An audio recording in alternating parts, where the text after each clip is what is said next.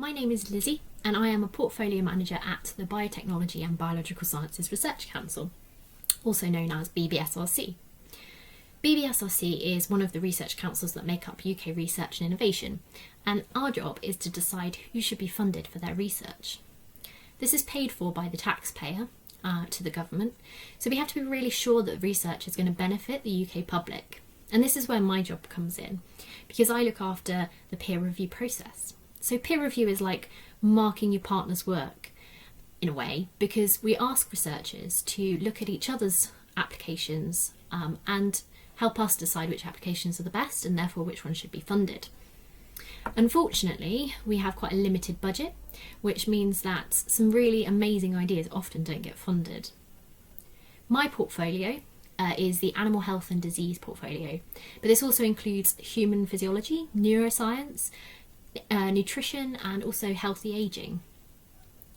Before I started working at BBSRC, I was doing my undergraduate degree in pharmacology. Pharmacology is like the research behind drugs and how they work in the body, and also designing new drugs for different diseases. I've always been particularly interested in human physiology and specifically in neuroscience, because there's just so much we just don't know about the brain and also the nervous system as a whole. And it's an area where there's quite significant challenges in designing drugs, especially for things like mental health conditions and also dementia. So the project that I'm suggesting is all about memory and how we learn. BBSRC funds quite a lot of research in this area, and there's quite a lot of information out there as well about exactly how our brains learn. Synaptic plasticity is a key phrase here, and it's used to describe the changes in the connections between the neurons in our brain as we learn things. So my challenge for you is to investigate how we learn. How can we improve our memory, and what do you think is going on in our brain when we use different interventions to help us learn? And I've put some suggestions below of some things you might want to consider.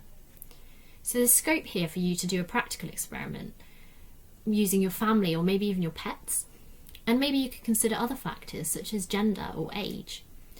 And then how could your findings be translated into practical interventions for patients with things like dementia or undergoing stroke rehabilitation?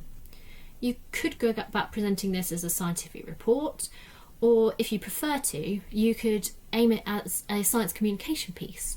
So something around advising healthcare providers or of suggested interventions for their patients. I've put a few links in the description below that will get you started, but I look forward to seeing what you come up with.